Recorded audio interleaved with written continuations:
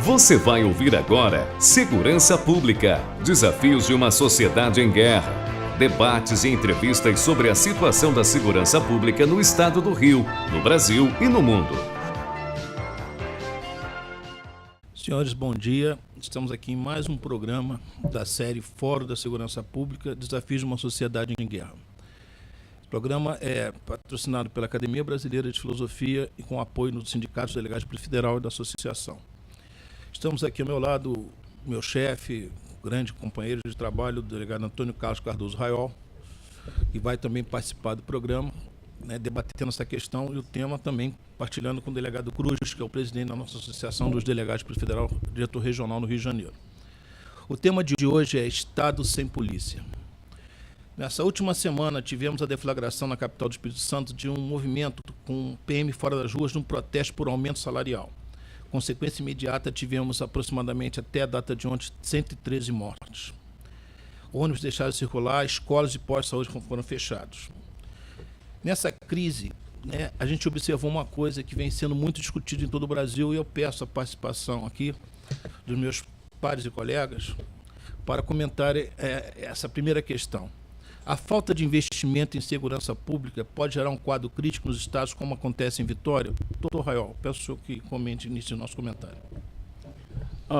Eu acho que nós devemos colocar desde o início uma coisa que deve permear toda essa discussão aqui. Polícia tem que ser bem equipada, bem treinada e bem remunerada. E aqui no Brasil nós temos um tradicional problema de falta dos investimentos necessários em polícia. Então eu quero deixar claro aqui que na condição de policial, nós temos que respeitar as necessidades dos funcionários de qualquer instituição policial com relação ao seu sustento, à sua remuneração. Entretanto, o que está acontecendo hoje no estado do Espírito Santo é de uma gravidade que às vezes eu tenho a impressão de que muitas pessoas não estão se dando conta, principalmente as pessoas que estão no exercício do poder estadual e federal. Então eu tenho ouvido falar em greve, protesto, e parece que isso é em razão dessa praga do politicamente correto. Ninguém até agora usou o nome correto do que está acontecendo lá no Espírito Santo, que é motim. O que está acontecendo no Espírito Santo é um motim. É uma corporação militar armada que não está cumprindo as ordens dos poderes constituídos e está agindo em interesse próprio. Isso em qualquer código disciplinar militar do mundo, ao longo da história da humanidade, tem o nome de motim. E provavelmente a infração mais grave de um código disciplinar de qualquer instituição militar. Ela só perde para deserção, que é o ato do militar individual que foge foge da luta, vamos dizer assim. Então nós temos um motim quando isso acontece com um grupo, com parte da corporação militar. Ontem, o governador do Espírito Santo ele deu uma entrevista a uma jornalista da Globo News, se não me engano, onde ele foi perguntado a respeito da participação dos oficiais nisso. E ele disse que ele tinha informações de que parte do oficialato estava conivente com o que está acontecendo e que ele ia tomar medidas de reestruturar a polícia militar, mas o fato é que o que está acontecendo lá é um motim. Ninguém acredita que 30, 40 pessoas na porta de um quartel da polícia militar vai impedir os policiais de saírem para trabalhar. Eles não estão saindo porque não querem sair. Estão usando esse estratagema para disfarçar o movimento de greve, que é ilegal. Então, na realidade, eles estão aquartelados, volto a dizer, armados, agindo em interesse próprio e sem cumprir as ordens, sem efetuar o policiamento, que é uma obrigação deles. Então, você veja bem, essa questão a polícia não é uma profissão como outra qualquer. É uma profissão que ela se reveste de características muito peculiares. Às vezes eu costumo dizer que ela é uma espécie de sacerdócio. Ninguém vai ser policial pelo salário. As pessoas vão ser policiais por uma questão de vocação, por uma questão de aptidão natural para aquela atividade, que é de proteger e de servir. E em determinado momento, uma instituição policial abre mão da sua obrigação, permanece nos quartéis, naquela farsa que apareceu até num vídeo na televisão, de um militar perguntando às pessoas no portão: vocês vão deixar nós sairmos? As pessoas: não, ele, então não posso sair. Isso é ridículo, isso é patético. Acima de tudo, também os policiais perderam a noção do ridículo com aquela encenação ali. E a população de Vitória e de outras cidades estão largadas à própria sorte, estão sendo assassinadas na rua, enquanto os policiais permanecem amotinados. Amotinados. E eu chamo a atenção para outro detalhe: tropas federais têm ido para Vitória para tentar resolver o problema da insegurança e do caos nas ruas. E ontem eu assisti, e como todo mundo deve ter assistido pela televisão, militares das Forças Armadas na porta dos quartéis, impedindo que cidadãos revoltados entrassem em conflito com os supostos familiares de PMs que bloqueiam a entrada do quartel. E por que aqueles militares não desbloquearam a porta do quartel? Isso é verdade. Não está sendo bloqueado. Os policiais militares, coitados, não têm condição de sair do quartel. Então os militares federais não poderiam ajudar, tirando aquelas pessoas ali, ou pelo convencimento, ou pelo uso da força, porque o uso da força existe para que se cumpra a lei. Não, está todo mundo assistindo o circo pegar fogo. Quando, na realidade, esses militares amotinados, eles tinham que ser presos, tinham que ser desarmados, tinha que ser dado um ultimato a esses militares para que eles abandonassem esse movimento imediatamente. Os que permanecessem amotinados têm que ser presos, têm que ser desarmados e têm que ser processados na forma do Código Penal Militar, das normas disciplinares militares, e a ordem tem que ser restaurada, se necessário, com o uso da força. Porque se esse movimento se espalhar pelo país, e vai acontecer caso continue essa situação de impunidade desses amotinados, é o caos. O país vai ser o caos. O que vai virar esse Brasil? Esse que nós estamos percebendo, doutor Rael. O senhor, doutor Cruz, que tem uma experiência também militar, antes de assumir o cargo de delegado federal, uma boa experiência, né? O senhor concorda com a fala do doutor Rael? O que o senhor poderia agregar a esse assunto? Afirmativo. Primeiro, bom dia a todos que nos ouvem, cumprimentar meus colegas de mesa, o doutor Rael, o nosso presidente aqui, doutor Lorenzo. É muito importante que a gente pense na segurança pública como uma coisa maior, né? A segurança pública, a Constituição colocou muito a cargo dos estados como, na verdade, uma preocupação nacional. Toda a nação brasileira deve estar envolvida no processo de segurança, assim como também a preservação do meio ambiente. Nessa questão do motim, isso mostra claramente a falta de liderança, uma falta de doutrinamento dessas pessoas e saber dos seus valores. Mas também precisamos entender o lado dos policiais que chegam à medida extrema de se amotinar. Por que eles chegam a esse extremo? Porque o mínimo que lhe é prometido não é cumprido. Então, a regra, ela tem que valer para todos. A partir do momento que você começa a quebrar algumas regras, as pessoas começam a ver que regras são coisas relativas. Muitas pessoas quebram regras e nada acontece. Por que eu vou ser submetido a regras tão rigorosas como são as regras militares, né? Isso até é oportuno para se falar a situação. O militar, ele é diferente do civil? Ele pode se amotinar? Não. Ele pode desertar? Não. Então, por que ele tem que ter o mesmo tipo de aposentadoria, a mesma coisa do que um civil? Não pode, ele é diferente, tem que ser tratado de forma diferente. As regras devem ser rígidas, mas ele tem que ter direitos, né, que lhe comportem essa situação diferenciada que lhe é imposta, né? Então, é preciso que as pessoas olhem para o militar. É um mal necessário? Sim, é um mal necessário, porque se o ser humano fosse naturalmente bom, não precisávamos de força armada, de polícia, de juiz, de advogados, de Ministério Público, nem de defensores. Eles conseguiriam chegar a algum acordo apenas pelo diálogo, pela conversa e pelo entendimento. Mas nunca foi assim ao longo de toda a história da humanidade e hoje também não é assim. Então esse fato no Espírito Santo é muito importante. Sumiu a polícia da rua, a selvageria, a barbaridade volta à tona com uma força, né, que as pessoas falam: poxa, graças a Deus não temos mais repressão, podemos voltar a ser o nosso estado animalesco, né, e dar fruto a todo o nosso desejo que a gente tem, né, que foi colocado ao longo dos anos pela mídia, que você tem que consumir, você tem que ter. Então não tem mais polícia, tem uma loja ali, eu vou entrar e vou ter todo o meu sonho. Eu vou pegar um iPhone, eu vou pegar uma televisão de LED, vou pegar um aparelho de som, o tênis que eu quero, porque agora não tem mais ordem, não tem mais polícia. Todas as regras regras foram quebradas. Lá em Brasília, o presidente, o Congresso, os tribunais, todos eles quebram a regra. A regra da Constituição, ninguém pode ganhar mais do que o teto. Todos os tribunais ganham mais do que o teto. A regra só vale para o soldado que ganha R$2.000. Ele falou, não, então não tem regra mais para ninguém. E o povo vai para a rua, pô, já que não tem mais regra, é festa, vamos fazer o que a gente quiser. Então a gente vai ter que voltar a todo um estado de reequilíbrio por conta de tanto desequilíbrio que aconteceu na sociedade brasileira, justamente porque não se cumpriram as regras. Regra é para todos. Se todos cumprirem a regra, a sociedade vai ser mais feliz e mais equilibrada. Dando uma cancha no que o senhor falou aqui, ontem, quando eu estava me preparando a pauta nesse nosso encontro aqui hoje, eu recebi uma mensagem nas redes sociais de um teólogo e psicólogo, o nome Sérgio Oliveira. E eu achei muito interessante essa colocação, pegando uma cancha na sua fala, né? E o tema é psicologia de polícia e bandido. Ele, focando nessa questão do Espírito Santo, ele fala, na greve da PM no Espírito Santo, cidadãos comuns foram vistos realizando saques em lojas e supermercados. A ausência da polícia revela uma realidade assustadora, o caos ético e moral que se encontra o nosso país.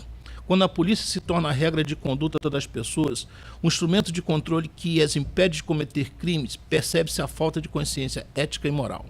Retirada da polícia vem à tona o desejo latente de um povo corrupto. Idiotice pensar que só políticos são desonestos. Tendo oportunidade, muitos se tornam criminosos.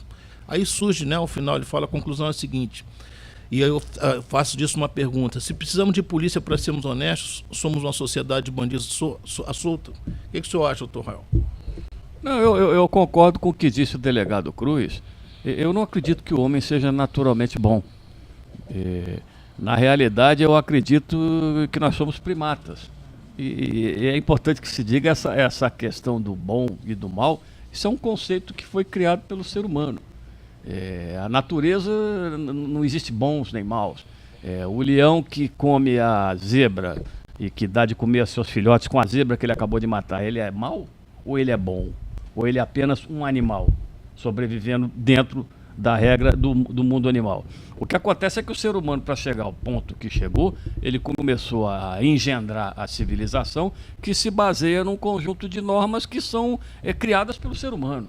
E aí é que surge o conceito do que é bom, do que é ruim, de que eu não devo pegar o que não me pertence, até o conceito de pertencimento é uma criação humana, isso que é meu, isso que é seu. Então isso é uma discussão que nós vamos levar aqui muitos programas aqui, se nós começarmos a falar sobre esse aspecto. Então o fato é que na ausência da autoridade, realmente as pessoas têm os seus princípios mais selvagens começam a aflorar. Nós começamos a nos comportar como animais na lei da selva. Então o mais forte tira do mais fraco e isso não pode permanecer.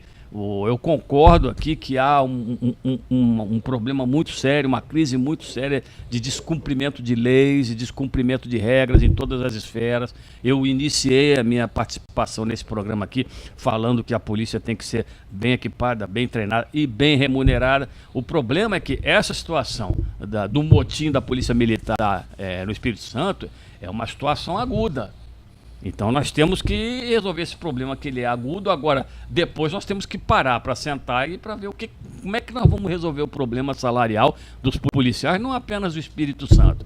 O fato é que, como uma instituição militar e como uma corporação armada, porque nós temos polícias no Brasil, as polícias judiciárias estaduais, que não são militares, mas que também são proibidas de fazer greve pelo simples fato de que são corporações armadas, nós temos que ter outros mecanismos de negociação para pressionar o governo para que ele, na medida do possível, que nós temos que também levar isso em consideração, atenda as reivindicações salariais.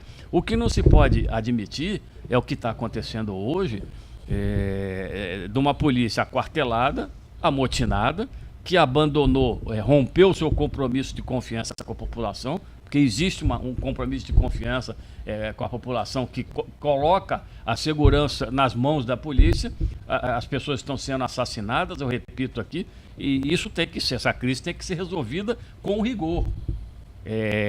Não é possível imaginar que hoje meia dúzia de aperto de mão e tudo volta ao normal e ninguém vai ser punido, nada, porque se acontecer essa situação de impunidade, quem garante que amanhã não vai acontecer a mesma coisa? Qual será a reivindicação amanhã da Polícia Militar do Espírito Santo? Eles hoje querem 100% de aumento. Amanhã eles vão querer o quê? Então bota de novo a população de joelhos, lança a sociedade de novo no caos. Eu falei aqui ainda há pouco que os amotinados têm que ser presos e submetidos aos códigos militares disciplinares. E de repente alguém pergunta, mas quem é que vai prendê-los? As Forças Armadas. Alguém tem que exercer o monopólio estatal da autoridade numa situação como essa. Porque senão, como eu disse, essa situação corre o risco de se alastrar pelo país todo e nós vamos ter o país todo, então, entregue à lei da selva. Então vai ser a lei do mais forte e salve-se quem puder. Isso é preocupante, doutor Raul, muito preocupante. Eu ontem vi a entrevista também do governador Hatung, né, e ele foi muito enfático nessa questão, e eu fiquei só observando um detalhe que me causou um pouco de espécie. Já houve a troca de comando da Polícia Militar lá em Vitória, no Espírito Santo. E me caiu uma preocupação, sabe, delegado Cruz, por que quando dessa crise cai o comando? Será que escolheram alguém para Cristo? Será que faltou legitimidade ou pulso ao comandante da PM? Essa cultura de troca do comando é uma coisa muito do brasileiro, né? Acontece no futebol, o time está perdendo, tira o técnico, às vezes a gente sabe que o técnico não entra para jogar e muitos jogadores muitas vezes fazem corpo mole.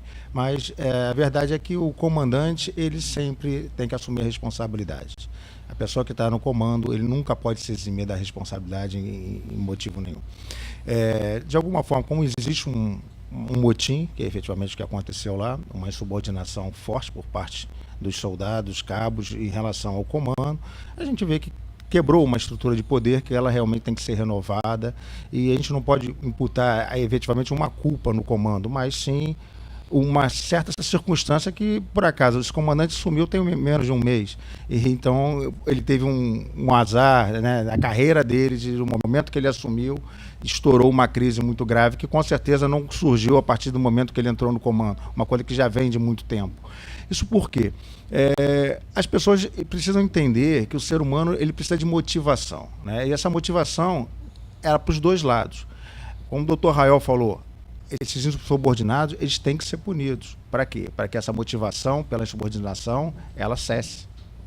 Agora, por outro lado, aqueles que efetivamente fazem um bom trabalho, aqueles que se colocam de uma forma, ele se dá mais do que aquilo que se espera dele, ele tem que ser gratificado, né? Existe a questão da meritocracia, que é tão importante como a questão da punição. Punição para quem merece e mérito e prêmio para aquele que também que se destaca. Da mesma forma, a questão salarial, é normal que toda pessoa que ingresse em uma carreira, o salário seja menor, mas tem que ter motivação para que essas pessoas cresçam dentro da carreira e a partir daí, sim, por mérito, por ascensão, né, são promovidas e vão ter salários melhores, condições melhores de trabalho, e isso também é uma forma de motivação e uma forma de você premiar aqueles que efetivamente adquirem um mérito. Então é importante que as carreiras sejam pesadas, mas da mesma forma que foi criado um piso mínimo para a educação, tem que ser criado um piso mínimo para a segurança pública. A segurança pública não pode ser mais apenas um dever do Estado, né, a comunidade federativa, mas sim um dever da nação, e o governo federal ele tem que estar mais junto dessa política de segurança pública, junto com a defesa, para que a gente efetivamente possa ter uma política pública na área de segurança mais adequada, mais efetiva e que possa dar resultado. E mais igualitária, porque a diferença de soldo entre os estados das unidades federativas hoje é muito grande. Então é preciso que haja um equilíbrio. Observando e pegando uma cancha, quando o senhor fala de meritocracia, a gente observa, né, nos últimos tempos, em vários órgãos, inclusive federais, estaduais, né, que essa palavra, né, esse conteúdo não existe na seleção dos nossos gestores. Aí eu faço uma colocação ao senhor, doutor Rael, né? O senhor concorda com isso ou acha que a questão não passa por essa seleção de gestores com base no mérito? Não, eu acho que tem sim um problema muito sério com relação à ausência da meritocracia. Você falou aqui, lembrou essa situação da troca de comando da Polícia Militar do Espírito Santo. Eu confesso que eu não tenho conhecimento profundo do que vem acontecendo, do que vinha acontecendo na Polícia Militar do Espírito Santo, mas eu posso garantir, sem medo de exagerar, que essa crise que está instalada lá hoje, na Polícia Militar, ela não surgiu em uma semana. Isso aí é tipicamente esse tipo de coisas vem se acumulando ao longo do tempo, de reivindicações ignoradas, de pleitos que não foram atendidos. Eu não vou dizer aqui que todos os pleitos têm que ser atendidos, não, mas pelo menos vamos atender o que é possível atender. Mas eu acho que houve falha de comando aí, no sentido de não transmitir à tropa que havia algum trabalho sendo feito junto ao governo do Espírito Santo para que houvesse um atendimento de pelo menos parte dos pleitos. Então alguma coisa aconteceu que levou ao acúmulo gradativo ao longo de não sei de quanto tempo, mas essa situação que explodiu agora, eu volto a dizer, não é uma coisa que aconteceu em uma semana. Isso aí levou um tempo, esse monstro levou um tempo para crescer até esse tamanho, e alguém viu ou não conseguiu ver e não tomou providência nenhuma. E esse é o entendimento que eu tenho. Porque o mérito do comandante de uma tropa ou do chefe de um departamento, além do mérito técnico, ele tem que ter uma acessibilidade com relação à liderança e com relação é o que se chama hoje de inteligência emocional, né, de saber dialogar com os servidores, ver quais são as necessidades e de manter sempre canais de comunicação abertos. E eu acho que houve uma falha grave desse tipo lá na Polícia Militar do Espírito Santo, como eu acho que é um problema que existe hoje em grandes parcelas da administração pública, seja ela municipal, ou estadual, ou federal. Nós temos casos aí de cargos que são preenchidos por mera conveniência política, por pessoas que não têm o menor conhecimento daquela instituição que eles vão comandar. Eu, há poucos dias atrás, para dar um exemplo, eu conversava com um amigo meu que é funcionário de carreira de longa data dos Correios. E ele estava se lamentando sobre o problema dos Correios, que já foi uma entidade que gozou de uma enorme confiança da população, uma empresa superavitária, e que hoje é uma empresa que amarga prejuízos, que perdeu a confiança da população. E ele me disse que de uns tempos para cá, para ser mais exato, de 2002 para cá, os Correios começaram a ter os seus cargos preenchidos por pessoas por mera conveniência ideológica, política, sem qualquer conhecimento do setor que eles estavam chefiando, e houve esse desastre, como aconteceu o desastre em outros aspectos da administração pública, com problemas, escândalos de corrupção e incompetência, e tudo isso significa jogar o mérito na lata de lixo. Eu não vou dizer que não é normal a nomeação que nomeações têm um componente político, não. Em todo país democrático do mundo, você vê que os cargos são preenchidos de acordo com ingredientes políticos. Mas acontece que há a questão curricular também. Olha, eu preciso de uma pessoa que conheça essa área aqui para chefiar. Aí vem um quadro lá do partido que está no poder, sei lá o quê, mas que tem currículo, que tem conhecimento daquela área. E às vezes o que nós vemos são pessoas que não têm a menor condição de chefiar determinado departamento, e é colocado ali e que se dane o rendimento, que se dane o trabalho que vai ser feito ou que não vai ser feito. Entendeu? Então, é mais um tema que preencheria um programa inteiro desse aqui, essa questão da meritocracia. E o senhor, como vê essa questão da meritocracia, doutor Cruz? Já o senhor puxou essa falta de meritocracia, tanto na administração pública federal, estadual e municipal, na eleição dos seus gestores de segurança pública? Eu acho que a questão da meritocracia no Brasil, ela foi deixada de lado em razão de governos oportunistas, né? Os governos oportunistas, por partidos políticos que hoje, alguns deles podem ser até comparados com a organização criminosa, que eles já tomaram de assalto o poder do país e começaram a lotear, né, por seus componentes as pastas dos ministérios, os grandes órgãos que são estruturais, né, dentro desse país, e com isso eles dominaram o país, dominaram a produção, dominaram o crédito, o empréstimo, a regulação. A gente tem um exemplo das agências reguladoras que não regulam nada, que estão sempre mais a serviço das empresas do que efetivamente a serviço do consumidor. A gente vê uma Anatel, a gente vê uma Anael, e a gente vê escândalos atrás de escândalos em que essas agências reguladoras estão sempre ganho para as empresas, que muitas vezes a gente sabe que elas não cumprem com o seu contrato de concessão e as regras mínimas do contrato de concessão não são observadas e que eles faturam, né, bilhões e bilhões e deixam só parcela de propina para esses que hoje estão à frente dessas agências reguladoras que não têm nenhum objetivo de regular nada e sim fazer daquilo ali um balcão de negócio.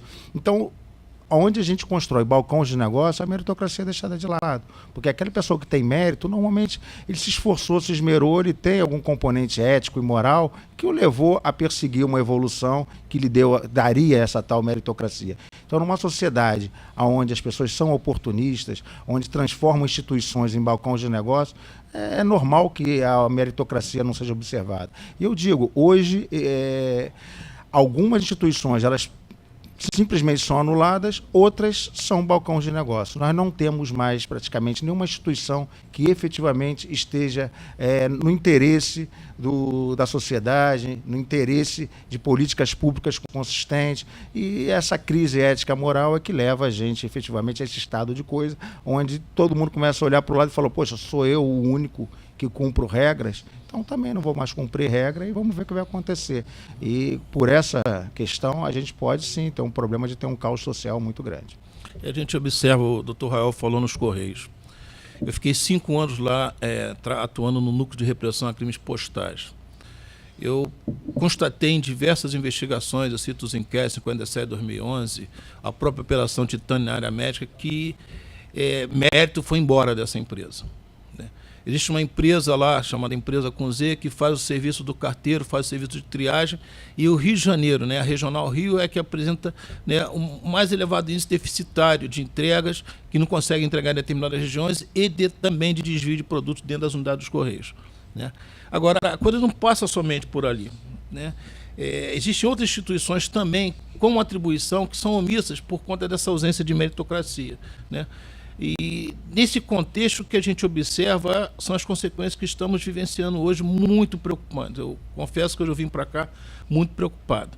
A ponto de observar, por exemplo, em Vitória, algo que foi noticiado ontem, que nem a presença da Força Nacional lá, dos militares lá, está conseguindo segurar aquele quadro caótico que aconteceu lá em Vitória. Né? O que será que faltou lá em Vitória, doutor Rael, para, de repente, além da Força Nacional, né, a gente tentar estabilizar a situação?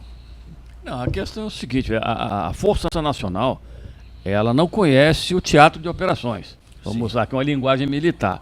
Então isso é uma coisa muito complicada, você colocar uma tropa para patrulhar as ruas de uma cidade que ela não conhece a cidade. Então tem esse problema. Além do mais, mesmo você levando em conta aí os militares das Forças Armadas que também já foram enviados para Vitória, eles não são em número suficiente. Me parece que a Polícia Militar do Espírito Santo tem 10 mil homens. E as tropas colocadas lá até o momento não passam de 3 mil. Entre Força Nacional e militares das Forças Armadas. Então, além de nós temos esse problema de quantitativo de homens nas ruas, nós temos o problema de uma tropa que não conhece o teatro de operações, né? Existe um provérbio antigo aí do interior que diz que touro em curral alheio vira vaca. Ele não conhece o local onde ele está trabalhando. Então essa é uma coisa complicada. Mas o fato é que, como nós estamos numa situação extraordinária, isso impõe medidas extraordinárias. Então eu tenho conhecimento de que já há mais militares sendo encaminhados para Vitória para tentar conter a situação. Eu tenho notícias de que, por exemplo, em Vila Velha, a Guarda Municipal está tendo um trabalho muito elogiado, porque está fazendo um trabalho com o qual não estava habituada, né, por força da presença da Polícia Militar. Mas o fato é que você não pode substituir a Polícia Militar do Espírito Santo, mesmo que se você coloque o mesmo quantitativo, vai levar um tempo para essa tropa se adaptar ao local. Então, infelizmente, nós ainda vamos ter essa situação de caos nas ruas lá de Vitória e de outras cidades ali adjacentes, até que se chegue a uma situação de normalidade. Eu gostaria até de comentar um pouco o que foi colocado, essa questão da mobilização das forças, né, para atuar num teatro de operações que efetivamente não lhe é familiarizado. O que acontece aqui no Brasil? Nós não temos aqui um código de segurança pública, né? A gente acha que o direito penal vai resolver tudo. E o direito penal ele só funciona na última linha da produção do crime, né? No final, se for pego alguém, ele vai ser reprimido e a gente efetivamente vai tentar condenar e dar um castigo para ele. Mas lá no nascedouro do crime, a gente não tem políticas preventivas. A nossa Constituição inaugura o capítulo da segurança pública com as atribuições da Polícia Federal, mas não fala um pouquinho da segurança pública, quais seriam os princípios, né, norteadores da segurança pública. Então, a segurança pública deve ser objeto de um código de segurança pública, onde a regra seja o direito administrativo, onde a autoridade tenha presunção de legitimidade e onde as coisas podem ocorrer de forma mais expedida, mais expressa. A questão do direito penal, onde se o princípio da inocência ele impera, ele é invertido no direito administrativo, onde o Estado tem a presunção de legitimidade. Então as pessoas podem se defender no auto administrativo, no processo administrativo, mas a autoridade, a presunção de veracidade, ela está acima de tudo com o Estado. E a questão também das regras de engajamento. Eu fui militar e tive a oportunidade de fazer um curso nos Estados Unidos, já dentro da Polícia Federal, onde qualquer missão, o que era rapidamente definido era quais são as regras de engajamento, o uso da força, como vai ser aplicado, o tipo de armamento que vai ser utilizado, se é ou não é para algemar, quais são os postos onde nós vamos procurar o socorro médico. Tudo é organizado de forma logística e com as regras de engajamento muito claramente estabelecidas. No Brasil nós não podemos estabelecer regras de engajamento, porque aquele que estabelecer, ele pode ser responsabilizado. Num país onde a gente não pode usar a algema para conduzir um preso, o cara vai usar uma arma com munição letal, ele fica com medo, inclusive, de algemar o bandido, porque amanhã ele pode ser taxado de abuso de autoridade. Então a gente precisa ter isso muito claramente debatido. Um código de segurança pública, regras de engajamento para a gente colocar nesse código de segurança pública e, acima de tudo, leis orgânicas para as polícias. As polícias precisam de lei orgânica para saber efetivamente o seu funcionamento, seus direitos, seus deveres, né? As regras muito bem claras e muito estabelecidas, o que hoje não acontece no Brasil. O que pouco se estuda, o que pouco se regulamenta é o trabalho policial e o trabalho de segurança pública. Nem os princípios norteadores a Constituição coloca lá. Então, isso é uma reflexão que nós precisamos fazer. Primeiro é a educação, mas a segurança pública, sem ela, você não consegue nem começar a educar os nossos filhos. Muito bem falado e lembrado pelo senhor. A gente fala em todos os níveis de um desmonte da polícia. O tema hoje, segurança pública, né, é um tema que tem se mostrado muito importante, doutor Raul. E o senhor mesmo observa, como o doutor Cruz também coloca. E a gente viu numa fala ontem da imprensa e vê pela própria Constituição que a segurança pública dos estados é responsabilidade dos estados. Será que chegou o momento, né, do tratamento dado à segurança pública pelo governo federal tivesse que mudar? O que o senhor acha? Olha, às vezes a pergunta até desanima, né? Porque a resposta é tão complexa, envolve tantas variáveis. Por exemplo, o doutor Cruz acabou de falar agora, eu ouso discordar do doutor Cruz no seguinte aspecto. Eu não creio que nós precisemos de mais regras, não. Eu acredito até que nós temos regras suficientes. O nosso problema não é fazer leis. O brasileiro é bom para isso. O brasileiro se complica na hora de aplicar a lei. Aí o problema começa aí. Então nós temos, por exemplo, quando é que a polícia usa a força legal? Está tudo disciplinado no Código Penal, no Código de Processo Penal, está tudo disciplinado. Aí surge essa bobagem da algema. E eu chamo de bobagem da algema, com todo respeito aos ministros do Supremo Tribunal Federal, mas a algema, em países mais desenvolvidos do que o Brasil, como nos Estados Unidos da América, eles têm a ideia de que algemar o preso é uma medida para proteger, inclusive, o preso. Aqui não, aqui se criou essa ideia de que eu policial, só posso algemar se o preso denotar sinais de reação. E se ele não demonstrar os sinais de reação naquele momento, ele demonstrar mais ali adiante. Quem é que vai se responsabilizar pelos danos causados, inclusive ao próprio preso? Porque eu não pude colocar a algema porque o Supremo Tribunal Federal decidiu que não. Então, parece que nós temos aqui autoridades no judiciário, nos meios políticos, parece que eles vivem em outro lugar.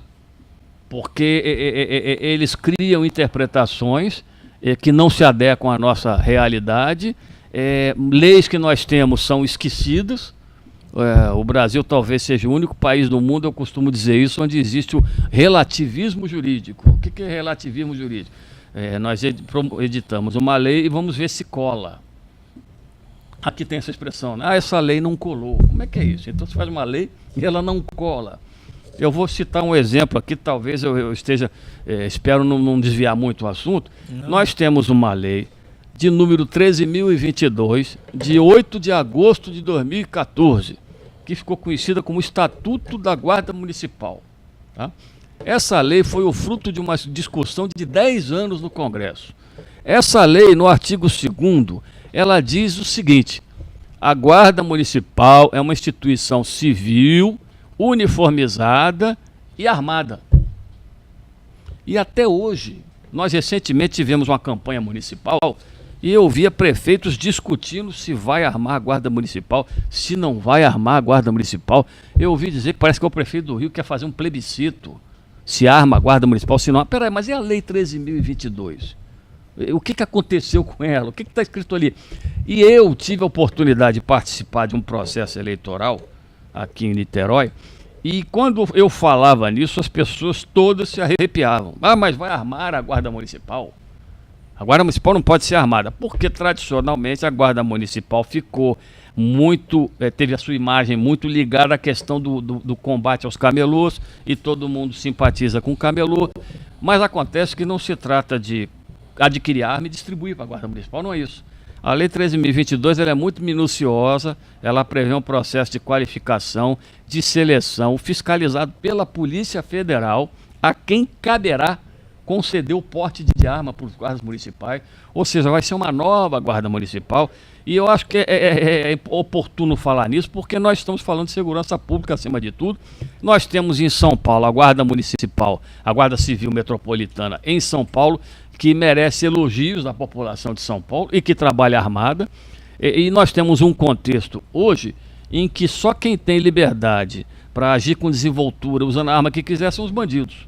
Sim. O cidadão não pode andar armado, o cidadão tem uma enorme dificuldade de ter uma arma regularizada, a polícia é tolhida por todos os lados, são os políticos, principalmente os políticos de orientação de esquerda, que vivem ali criticando alguma coisa que a polícia fez de errado ou não. E eu volto aqui a dizer, nós temos, doutor Cruz, eu acho, leis demais, nós apenas não aplicamos as leis. Então começa hoje esse problema. Nós temos políticos que parece que não estão com os pés no mundo real. Nós tivemos há pouco tempo, agora em 2016, promulgada a lei que tipificou o crime de terrorismo, e aquilo é ridículo. Aquilo é ridículo.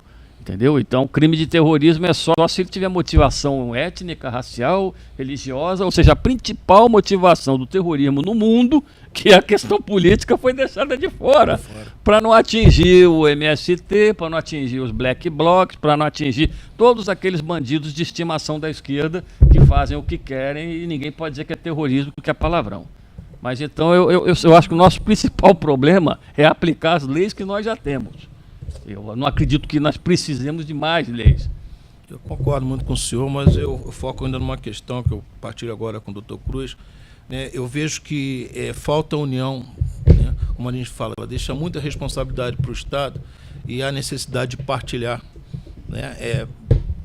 Agir mais com os Estados nessa questão da segurança pública. Hoje nós temos a segurança pública, né, locada lá no Ministério da Justiça. Eu faço uma colocação aqui aos debatedores. Será que seria o momento de nós isolarmos a segurança pública desse contexto? Eu, particularmente, acredito que esse tema, chamado só segurança pública, ele é muito restrito.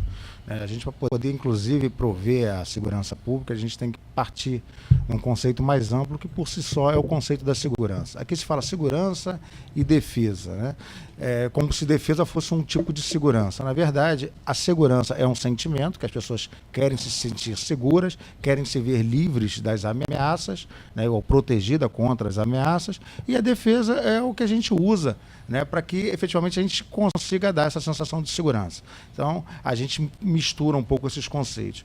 Então, a segurança de uma forma mais ampla é a segurança nacional, briga entre estados nacionais, onde você tem a defesa colocada pelas Forças Armadas. Nós temos a defesa do patrimônio, né, das pessoas e da própria integridade física, que é um conceito da segurança pública.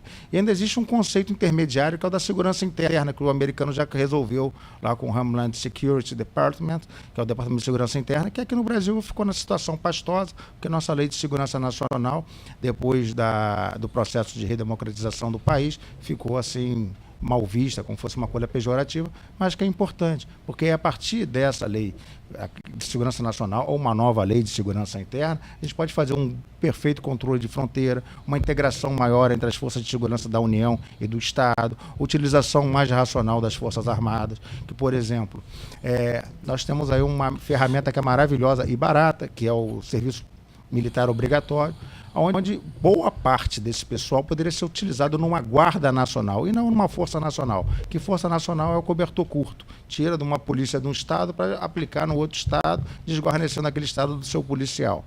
E com um custo até mais alto, porque só de diária chegam a ser quase R$7 mil líquido. Ao passo que a guarda municipal começaria justamente com o pessoal que serviu ao Exército, à Marinha, à Aeronáutica, e um segmento foi se aproveitado na Guarda Nacional, ou na Guarda Costeira e numa Guarda Aeroportuária, porque a gente precisa, efetivamente, patrulhar. Patrulhamento de fronteira, Guarda Nacional. Patrulhamento de aeroportos, patrulhamento costeiro, Guarda Costeira. Então a Força Armada ela precisa se fragmentar um pouco em tempo de paz, como é feito em outros países. A Guarda de Finança da Itália ela é maior que a Marinha Americana, ela tem muitos componentes que são reservas, tanto do Exército como da Marinha. Mas na época de paz eles são polícia.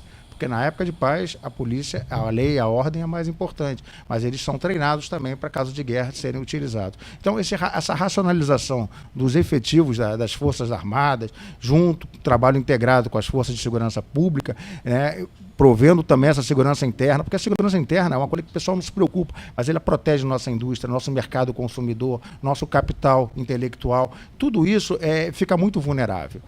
E a segurança é o quê? É combater vulnerabilidade. A nossa indústria está vulnerável por quê? A gente tem uma série de elementos estrangeiros que têm interesse na vulnerabilidade da nossa indústria. Nosso mercado consumidor hoje é tomado por produtos chineses pirateados. E a gente está entregando o nosso mercado consumidor para esse tipo de empresário que atua fora das leis e ele ganha muito dinheiro em detrimento da indústria nacional e usando o nosso mercado consumidor. Então, essas questões, inclusive ideológicas, elas têm que ser pesadas como segurança de um país e essa questão da segurança interna, enquanto não for tratada com mais responsabilidade, enquanto ela não for uma área onde a gente consiga utilizar os recursos das Forças Armadas com as forças de segurança e a gente possa efetivamente fazer um bloqueio para evitar o quê? Que tudo estoure em cima das forças de segurança pública. O que está acontecendo?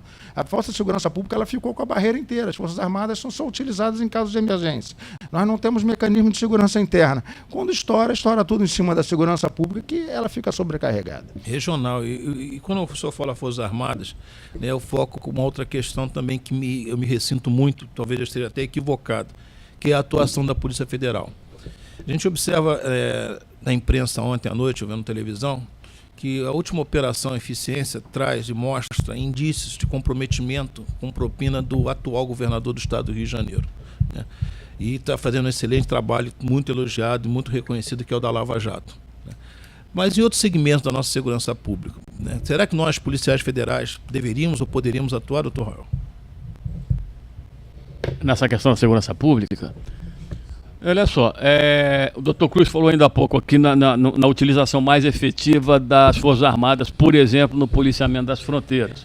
Realmente, eu acho que as Forças Armadas poderiam estar mais presentes nas fronteiras, porque hoje nós temos muitas unidades militares sediadas no Rio de Janeiro, por exemplo, do tempo em que aqui foi a capital do país. Sim. Então nós não temos necessidade hoje de ter tantas unidades militares aqui, poderiam estar alocadas na fronteira, melhorando a presença do Estado ali, mas não vai resolver o problema também, e eu vou chegar no que você está falando aí, pelo seguinte: a fronteira mais patrulhada do mundo hoje deve ser a fronteira entre os Estados Unidos e o México.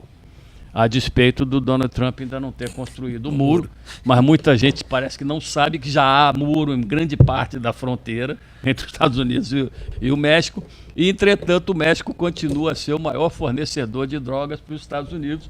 Muita gente também não sabe disso. Eu só estou querendo dizer que se você colocar, encher a fronteira de militares, isso não vai resolver o problema, porque existe um fluxo de pessoas e um fluxo de comércio, de mercadoria, e as drogas, as armas, ou seja, o contrabando, a mercadoria legal, ela passa despercebida, camuflada em meio ao fluxo lícito de mercadorias que existe em qualquer fronteira. Agora eu vou chegar na pergunta que você fez. A solução para esse problema, e eu falo isso sempre que eu tenho oportunidade, é investir pesadamente em inteligência. E se sobrar um pouquinho de recurso, investir também em mais inteligência. Não existe nada, nenhuma solução mágica. Problema do Rio de Janeiro, por exemplo, nós temos um fluxo que ninguém consegue debelar de abastecimento de drogas, de armas e munições, constante e abundante sempre para as quadrilhas que infernizam a vida do carioca. O que é que pode paralisar esse fluxo? O que pode minimizar esse problema? Investimento em inteligência. Você, eu, Dr. Cruz, nós temos experiência prática nisso. Grandes conexões, grandes quadrilhas de abastecimento de drogas, de armas e munições foram desbaratadas com o uso de mecanismos de inteligência. Então não adianta só você investir em policiamento ostensivo, em policiamento preventivo, em polícia militar, porque a polícia militar ela vai agir sobre o crime que está acontecendo. O crime que é consumado e que o responsável consegue fugir, quem vai tratar disso é a polícia judiciária. E a polícia judiciária do Rio de Janeiro está sucateada. A polícia judiciária do Rio de Janeiro hoje está completamente sucateada. Não existe investimento de inteligência, e sem investimento de inteligência nós não vamos ter resultados favoráveis nessa questão. E aí é que a Polícia Federal pode entrar com o know-how que ela tem. Eu gosto muito do conceito de força-tarefa, do qual costuma falar muito o nosso colega Itagiba. Eu sei que você também gosta desse conceito. Eu acho que mais do que nunca esse tipo de trabalho se impõe não só no Rio de Janeiro, como em todas as grandes capitais do Brasil. O conceito de força-tarefa. Várias polícias reunidas, trabalhando junto, principalmente investindo em inteligência, porque é só assim que você vai cortar as rotas de abastecimento das quadrilhas que agem, por exemplo, no Rio de Janeiro, entendeu? E inteligência é a solução para praticamente tudo nessa situação. Eu vou te dar um outro exemplo. Hoje é assustador o crescimento do roubo de celulares. Para onde vão esses celulares? Existe toda uma estrutura de aproveitamento desses celulares. A polícia até já sabe onde ficam essas pessoas que adquirem esses celulares, ou para vendê-los íntegros, ou para dividi-los em peças para reposição. Tudo isso no centro do Rio de Janeiro. Existe um polo ali de comércio ilegal de celular furtado. Polo a céu aberto. Exatamente, a céu aberto.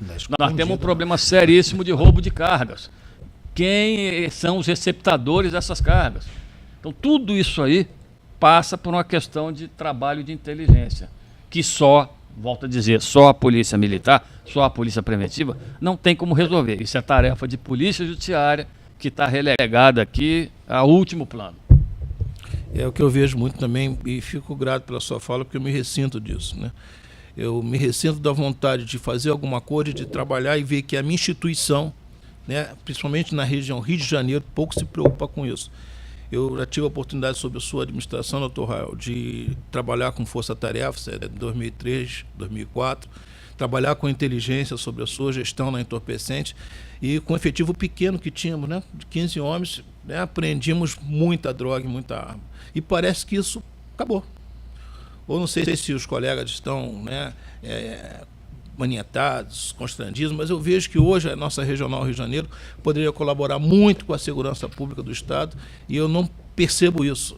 Aliás, eu me sinto até um pouco inutilizado, fico lá despachando meus inquéritos, quando eu gostaria muito de estar na rua, ou também processando dados de inteligência para poder ajudar a polícia estadual, onde eu tenho muitos amigos, tanto na militar como na civil. O que o senhor pensa disso, doutor Cruz? Uma coisa que quando ingressei na Polícia Federal, vindo da Marinha do Brasil, né, uma coisa que eu estranhei é a utilização desse nome da inteligência, né, inteligência policial. E na época existia, dentro do departamento da Diretoria de Inteligência Pessoal, um grupo de operações, né? E como é que funciona, né, efetivamente uma estrutura de comando, né? E o comando ele tem uma missão. A missão é combater a criminalidade. Então, para isso ele tem as seções, tem a operação, tem a inteligência, tem a logística, tem a comunicação, né? Então tem todas aquelas estruturas. E na polícia a inteligência algumas vezes tornava um fim em si mesmo, né? E queria ser autossuficiente. E os órgãos de ponta, até hoje, eles, quando começam uma investigação, eles partem do zero. Eles não têm um dado de inteligência fornecido para aquele que preside um inquérito na ponta. Ele começa do zero. Por quê? Porque a inteligência não é tratada como uma coisa em prol da missão, e sim como um fim em si mesmo. A missão é da inteligência, a inteligência vai lá, executa e opera. Isso é uma falha conceitual muito grande, né? Então, o que acontece? A gente precisa ter o planejamento operacional, e o setor de inteligência ele tem que produzir material de inteligência, informações, de forma acumulativa. Desde quando começou a inteligência, esse material tem que estar disponível para quem for utilizar qualquer tipo de investigação e precisar dessa informação. E isso não acontece. É uma coisa setorizada, é uma coisa que você não tem acesso. A maioria dos delegados que estão na ponta não acessam um Sintepol, um Sinap, porque não tem a senha. Ou você tem a senha, por que você está pedindo essa senha? Como fosse uma coisa do outro mundo ele querer investigar e ter acesso a material de inteligência. Então, a gente tem que, sim, inclusive, passar para a sociedade o que é inteligência. Existe uma inteligência voltada para que a gente conheça a criminalidade, saiba como ela funciona, seu modus operandi, quem são seus chefes, como são seus parceiros nacionais, internacionais, transnacionais. E isso aí, essa dinâmica, como ele tem evoluído, como ele vai territorialmente progredindo ou regredindo, quais são os seus próprios inimigos, porque os grupos também são antagonistas. Então, a gente precisa acompanhar isso o tempo todo e cada vez mais enriquecer as informações e colocar tecnologia para que a gente possa processar de forma rápida e claramente o que está acontecendo. E a gente não usa isso. E a outra inteligência, que é a inteligência policial, que a gente aprende na academia, que é a produção de prova, mas aí é para outra parte. Essa inteligência inicial, ampla, ela serve como efeito preventivo. Ali a gente consegue transformar o Brasil num território hostil para o crime organizado transnacional. Então, mais do que prender, nós temos que tornar esse ambiente ruim para a prática de crime. A prevenção é o importante, senão a gente vai ficar enxugando gelo na repressão, produzindo prova para condenar aquele que foi pego. Agora o resto continua roubando, matando, traficando, e a gente está ali tentando pegar aquele cara no finalzinho. Não, tem que ir lá na origem, na fonte, onde tem o vazamento, para a gente efetivamente sangrar, sanar esse vazamento, para que a gente possa parar de enxugar gelo e efetivamente ter um trabalho mais efetivo e mais produtivo. Surge uma pergunta aqui do Rodrigo, do nosso Face lá, e eu vou passar essa pergunta a vocês, né, os colegas, né, e começando pelo Dr. Raiol, após essa fala do meu querido Dr. Cruz.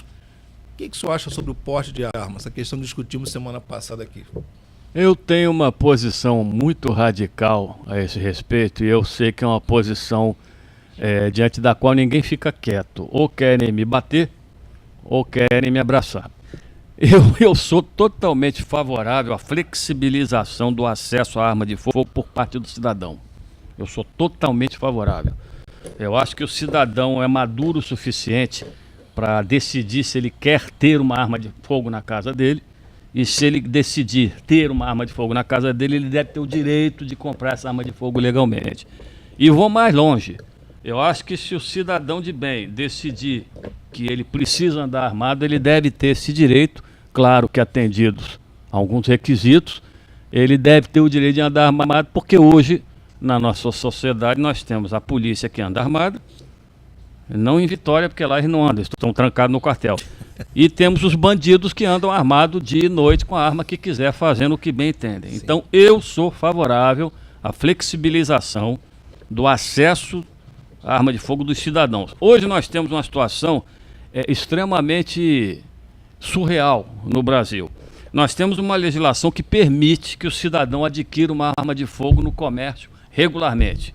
Ele preenche os requisitos, paga uma taxa, mas aí esse processo passa por um delegado de Polícia Federal, entendeu? E eu quero lembrar que eu sou o delegado de Polícia Federal, passa por um delegado de Polícia Federal, e esse delegado de Polícia Federal vai decidir se, apesar de ter preenchido todos aqueles requisitos, esse cidadão pode ou não comprar aquela arma.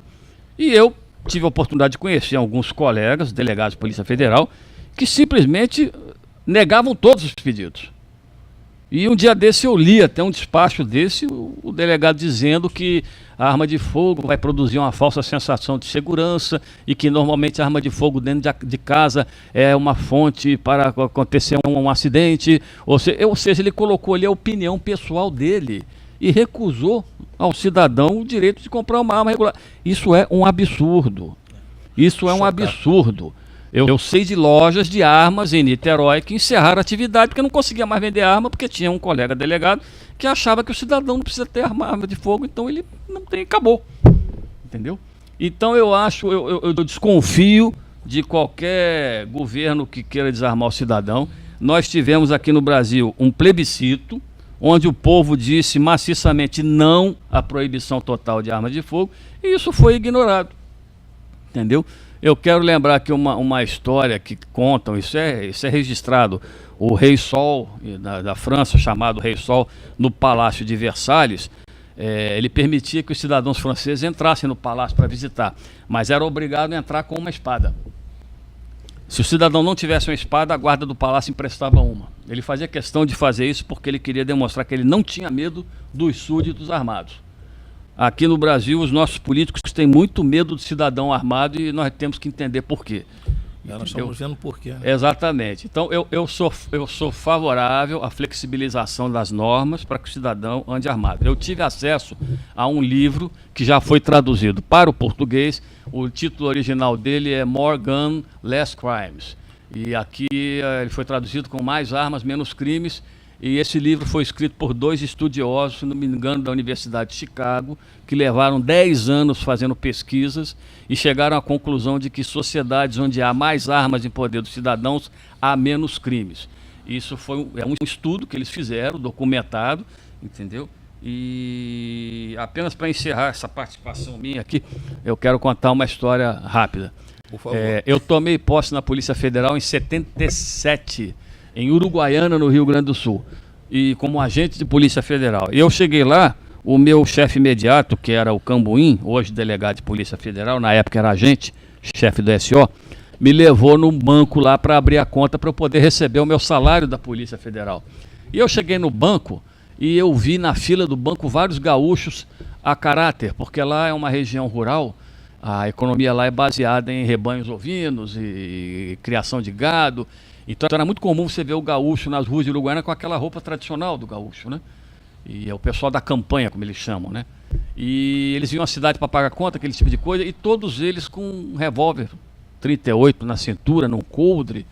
E no banco, na fila do banco, tinha uma meia dúzia de gaúcho, vestido de gaúcho, com arma na cintura.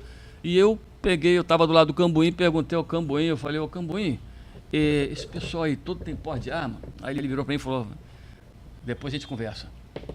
E não quis alongar a conversa. E quando nós chegamos na delegacia, eu falei, e aí, aquela pergunta que eu te fiz? Ele falou, não, olha só, isso aqui é a cultura da região. Isso em 77.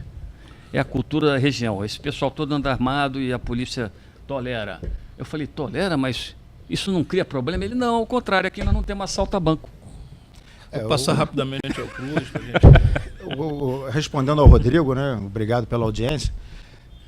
Essa questão, eu sou um pouco até mais radical. Eu acho que todo cidadão deveria fazer o serviço obrigatório, aprender a se defender, defender sua família, sua sociedade, sua pátria e receber uma arma depois, quando fosse para a reserva. E ele seria uma pessoa que estaria em defesa da família, da sociedade, da pátria dele. Então eu sou favorável sim, e cada um tem que saber se deve ou não portar sua arma. Agora tem que ter os requisitos obrigatórios, seguindo a lei, capacidade psicológica e técnica de utilizar o armamento. Agregando aos colegas... Só um minutinho, perdão. O que falou o Dr. Cruz é um modelo que existe em vários países, como por exemplo Suíça, Israel, Em vários países, todo cidadão é um reservista e tem em casa a sua arma. Lógico. Então, eu queria agradecer os colegas acompanhando as duas fases e agregando.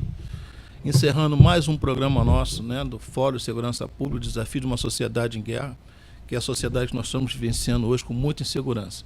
Agradeço às pessoas que participaram e colaboraram com perguntas, agradeço à academia, agradeço ao doutor Raiol, né, meu chefe, meu ídolo, minha referência na polícia, né? Agradeço ao doutor Cruz, companheiro também, né, nosso diretor regional da associação. Muito importante a fala de ambos aqui e que me ajudaram bastante nessa discussão sobre segurança pública. Bom dia a todos e até quarta-feira que vem. Segurança Pública. Desafios de uma sociedade em guerra. Debates e entrevistas sobre a situação da segurança pública no estado do Rio, no Brasil e no mundo.